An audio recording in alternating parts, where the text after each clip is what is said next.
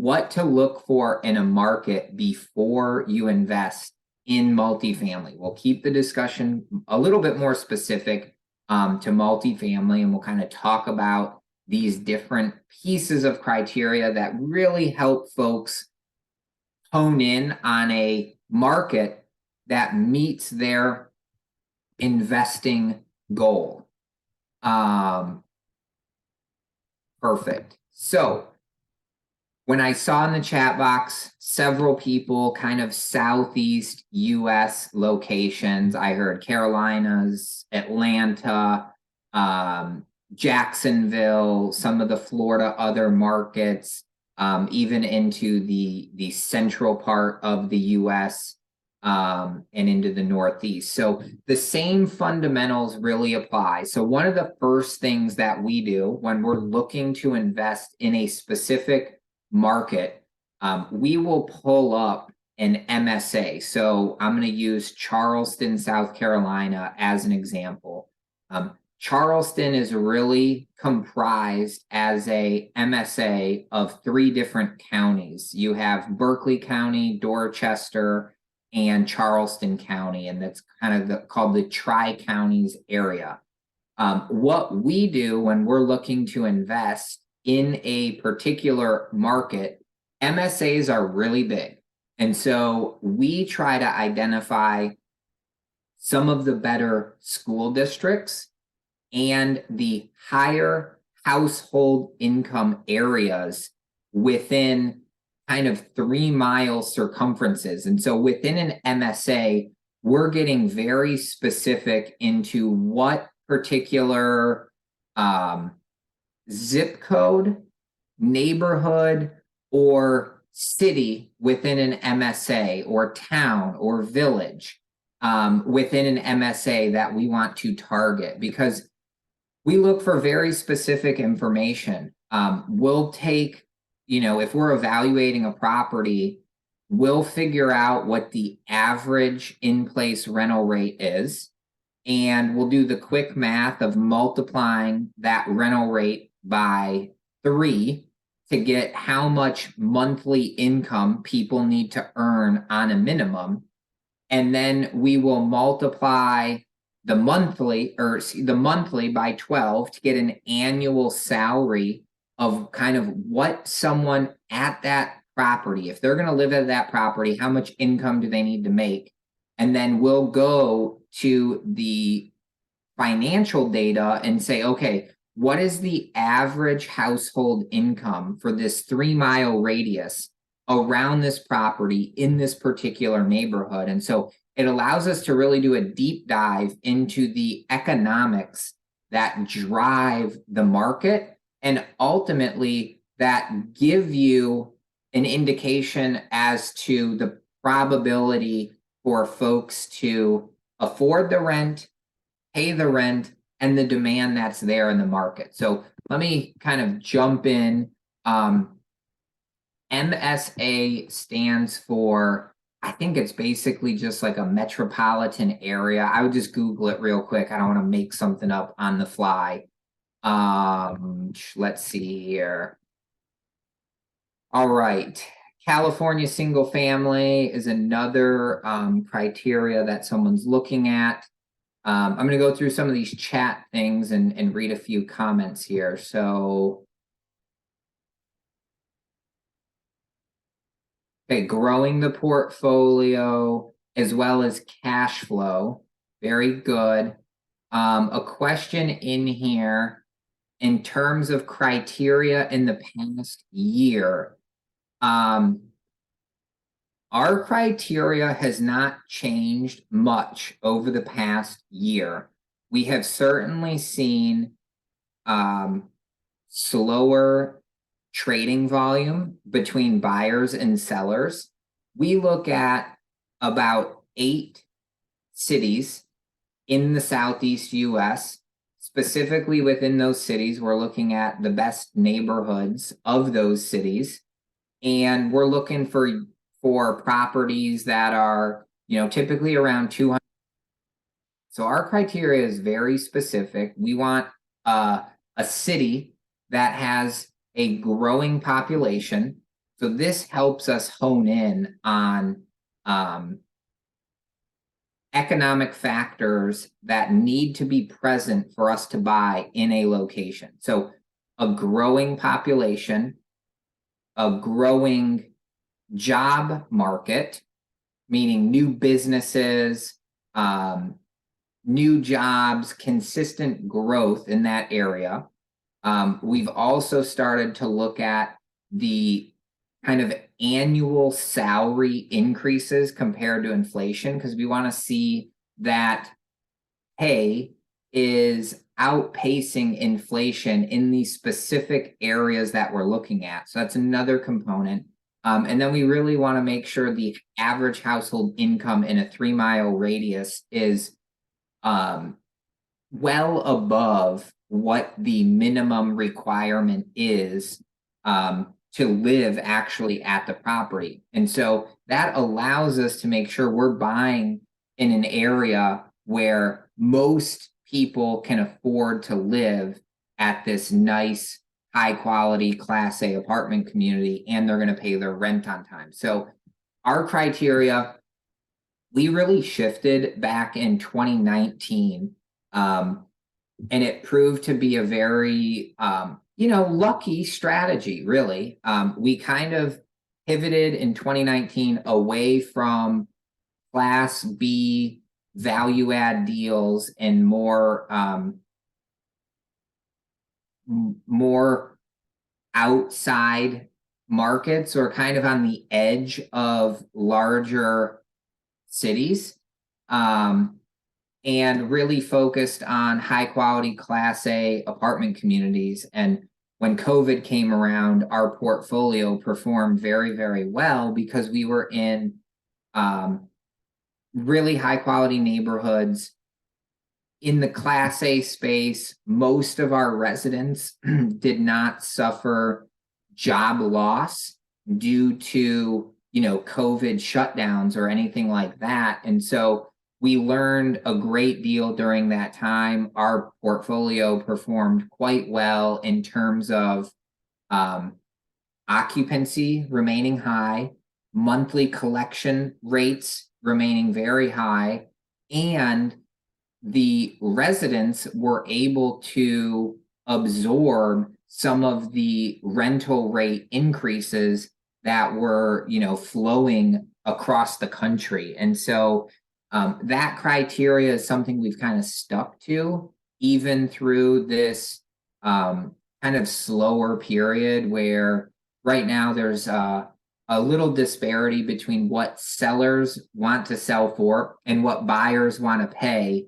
And a lot of that is really due to interest rates being higher, because as a buyer, you still need to achieve your certain return metrics. But as a seller, they want to sell for a higher amount. And so there's been much less volume because of that. So our criteria has remained pretty consistent. And I think it is one of the important factors that has allowed our portfolio to continue to perform well. And it just reminds us of having good criteria is really important, because ultimately you wouldn't want to buy a bad deal or one that struggled to perform. So let's see here. Thank you, Will. Metropolitan Statistical Area is MSA.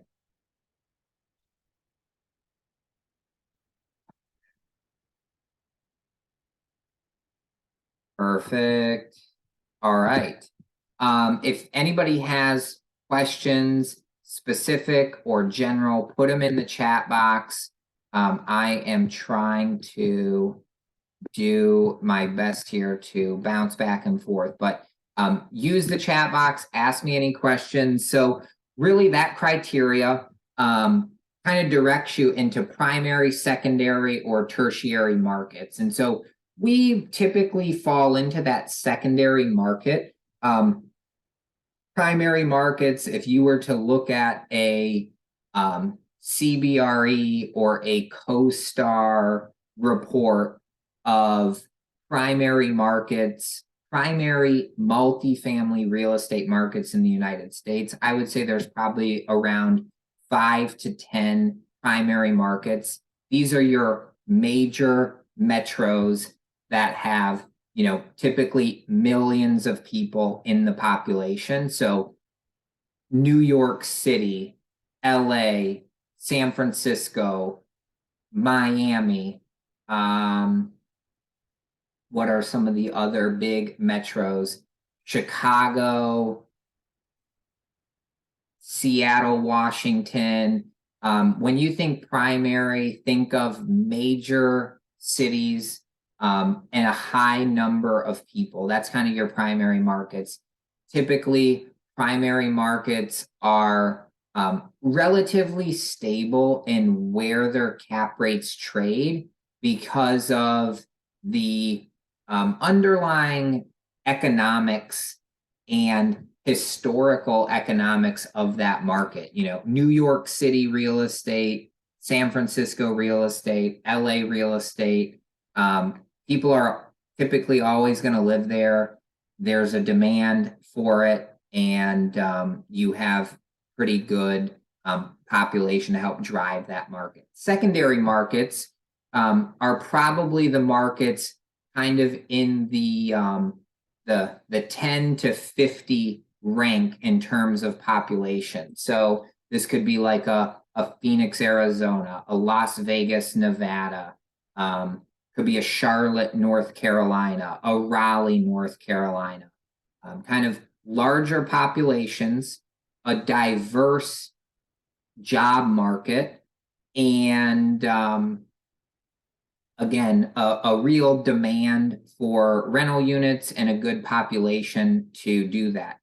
Tertiary markets, these are kind of your outskirt markets around a secondary market. So there's really, really good markets all around. I'm going to use Charlotte, North Carolina, because I know it pretty well. But within Charlotte, North Carolina, as a general MSA and kind of a surrounding area, you have these kind of tertiary, maybe secondary markets, depending on how you look at it, that all feed the Charlotte, North Carolina MSA. And so places like a Fort Mill, South Carolina, it's about a 30-minute drive to Charlotte from Fort Mill, South Carolina.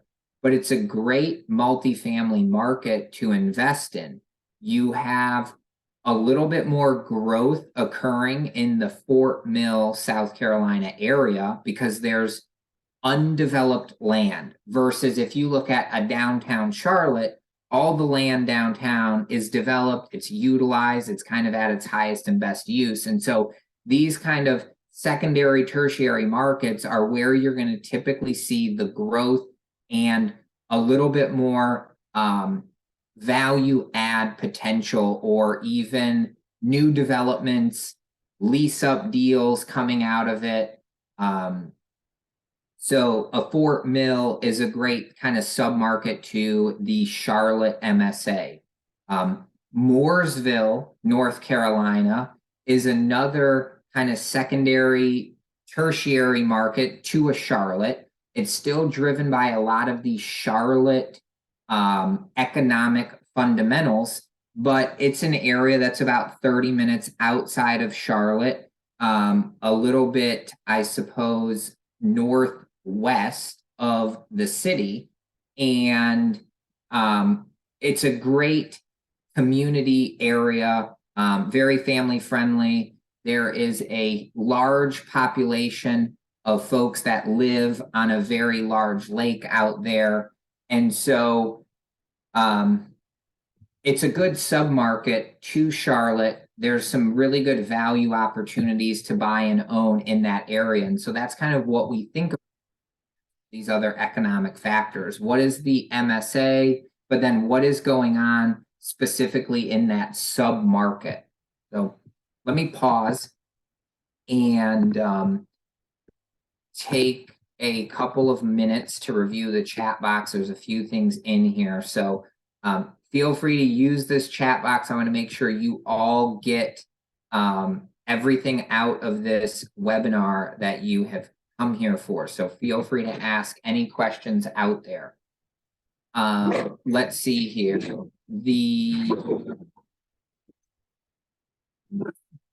George, take it easy, everybody.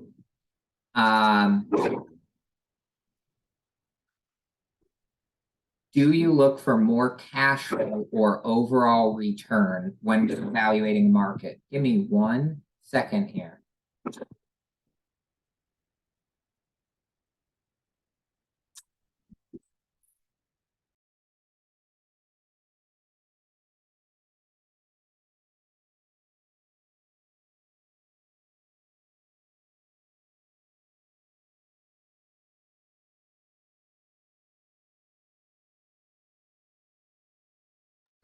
Okay, I think I've calmed the dog down. Let's see here. Tim's question, do you look more for cash flow or overall return? I think it's a balance of both. So we are always evaluating deals based on cash return and the overall IRR, typically on a 5-year hold. It allows us to be very methodical and consistent, because we want to make sure if we're looking at a deal in Charlotte, North Carolina, or Fort Myers, Florida, that we're evaluating both consistently and with the same set of criteria, both from an economics and from a performance perspective. So we look at both.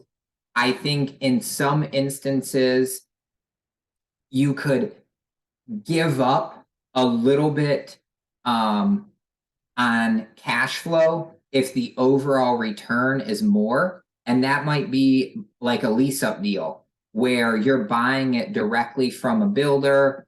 You're not going to have 95% occupancy for the first year, but you're going to get there. And so your cash flow might be lower during the hold period, but the overall return should then be higher. Alternatively, if you are buying a stabilized deal in a great market, it's historically been 93% occupied for the last 10 years, and it's a pretty turnkey property, you might paint the units and add backsplash to it. Your cash flow then on that deal would probably be higher because it's going to have good occupancy, good cash flow. But your overall return might be slightly less. So I think you just compare the two and kind of see how that works. Can I repeat the formula for household income in terms of determining what household income you need rents to be? Sure. So if your average in-place rent at a property is $1,000 a month for rent, typically, you want a renter to earn 3 times the monthly rent for their monthly income. So if they're paying $1,000 a month for rent, you would want them to make $3,000 a month in income.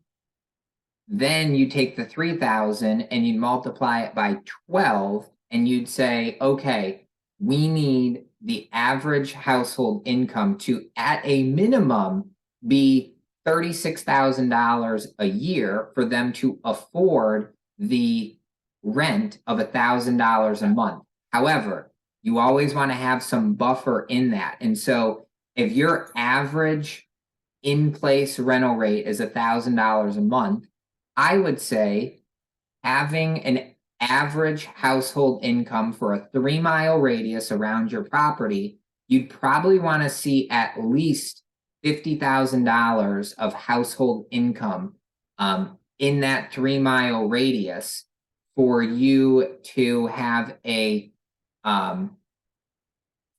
comfortable kind of economic environment. Now, these rules of thumb are very general, and typically they're for larger apartment communities. So if you have a 4-unit property and your in-place rent is $1,000 a month, you might be able to be successful without hitting some of these metrics because you have less units to rent and a little bit more confined population. So that's just the rough kind of household income and way to work backwards to get there. So it's, average in-place rent times 3 to get the monthly requirement, times 12 to get your annual income requirement, and then add some extra to that to see how your average household income in a 3-mile radius compares to what your needs are. I hope that helps, Anthony. Do you think people will start to migrate back to cities with COVID being out of mind at this point? It's certainly possible. Based on my experience, I think people have come to appreciate more space, and a little bit better of a community feel than being in bigger cities. We are still seeing a high volume of outbound migration from New York and LA into the Southeast US areas, for people looking for new jobs, a better lifestyle, allowing their money to go further within their monthly living. So I don't see a bunch of people exiting their rentals in Florida and moving back to New York. Good question though, Peter.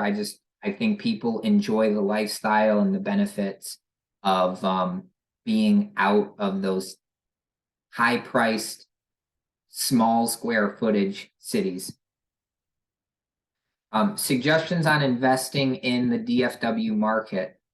Absolutely. Figure out exactly what your criteria is and then start looking for specifically what meets your goal. So DFW is a massive primary market. You got to hone in on what it is you're looking for, what the returns are, and kind of work backwards to get there.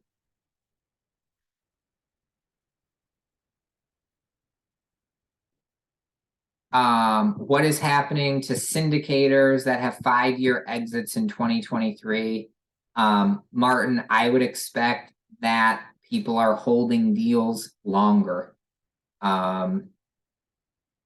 Banks, what are banks requiring for down payments, and how does that impact returns? So good question here. Banks are really doing loans based off of DSC coverage ratios. And so the very short explanation is because interest rates are a lot higher and rental income has lagged behind from a growth perspective, the growth of interest rates, loan to value ratios are a lot lower. A lender is still going to do a loan at a 125 DSCR.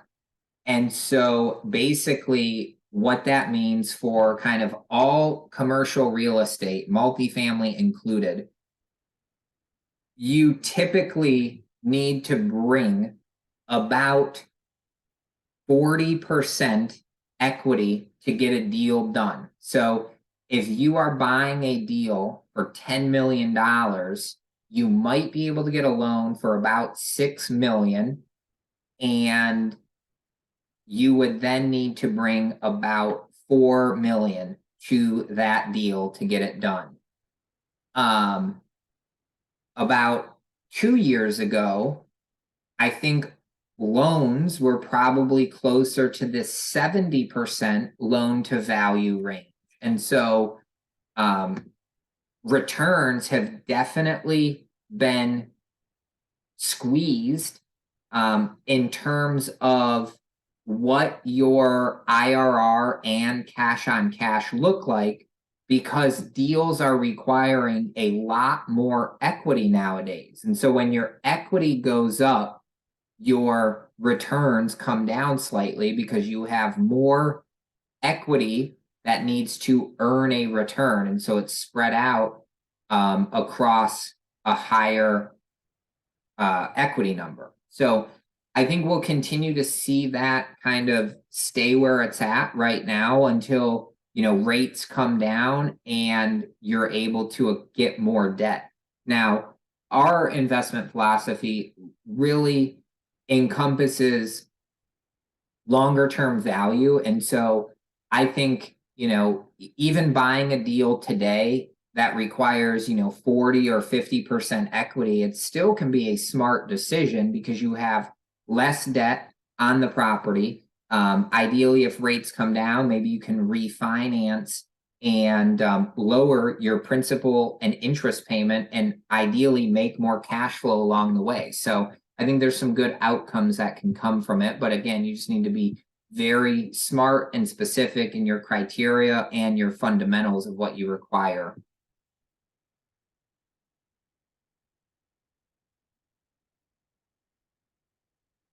Do banks lend on current rents or pro forma? So typically lenders are only going to lend on the trailing 12 income, which would be current rents. Occasionally they can work a little bit more if you have a significant value add story to that. It just depends. If you're really going after a deal that, let's say, is 0% occupied and every unit needs to be renovated, that's a much different story than buying a stabilized apartment community that just needs to be painted and leases renewed over time. So it really depends. I would say talk to 10 different lenders about a potential deal you're looking at and make sure you get the best debt for that. First time syndicator in the current environment, what are some suggestions? I would say get started by doing a deal. Really any deal. I don't think you need to come out and buy a $10 million apartment community or $100 million apartment community. But if you can find a 4-unit rental or 5 4 units and you have 20 units, I think the most important thing is still to get started. I would just be conservative in your underwriting. I would be conservative in your loans and equity requirements, your interest rate. But ultimately, as a first-time syndicator, the first thing you need to do is get a deal, learn the ropes, and then move on and prepare to do a second deal from what you've learned. But you're going to really learn a tremendous amount. And if you don't get started and do one, you're not going to do a second. So that's kind of my advice there. Where do you see and suggest to start in the Florida market? Boy, oh boy, Florida is one of the great markets that we like. The Orlando MSA is really good. I would, again, kind of going back to what I said earlier, be very specific on what you're looking for, why you're looking for it, and the fundamentals you need to make it successful. And then work backwards to say, okay, what metros or what submarkets of a major metro meet our investment criteria and our needs. So, Jacksonville, St. Augustine, very solid market, good growth happening there, good fundamentals. Tampa, St. Pete, same thing. Fort Myers, Naples, Sarasota, all really good markets. Miami is definitely a primary market, so it might have a higher price tag as a barrier to entry. So that may be a challenging place, but still a really sound market, good growth. Population in Florida is growing quite well. Florida is the second largest state GDP. It's either second or third, depending on which stat sheet you look at. But the Florida market in general is great. They have a lot of diverse economic and job markets. So it makes for a pretty stable place to be. There's a good mix of retirees. There's a good mix of families and young people in the area. So it's a good market from that standpoint as well. You're not beholden to only retirees renting, and they're on a very specific budget. So I think the major cities are very sound in the Florida market, and then I think you just need to pick your criteria from there. With that being said, I am going to wrap up unless there's any last minute questions to pop in the chat box. I will do a one last check of that. Greater Austin metro area. Austin is great. The metro is pretty sound. I don't know a great deal about the specific neighborhoods in Austin, but I think you can study them, get to know them. The same logic applies that I talked about with Charlotte and those different pockets. Every metro has those different pockets. So it's just about knowing the market really, really well and seeing what's going on. I have heard that single family rental tends to appreciate more. I wouldn't really agree with that statement. That single family appreciates more than multifamily. I think it's so specific to the area, to the neighborhood. I think you can make money with either investment as long as you buy them right, you manage them properly. So I think figure out what your personal goal is, and then work backwards to figure out what investment is the best for you.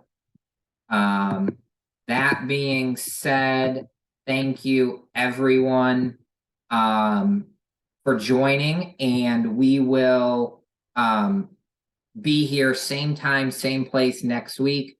Check back on the multifamilyinvestornation.com website for next week's webinar. I appreciate you all being with us. Thank you so much. I will see you next time.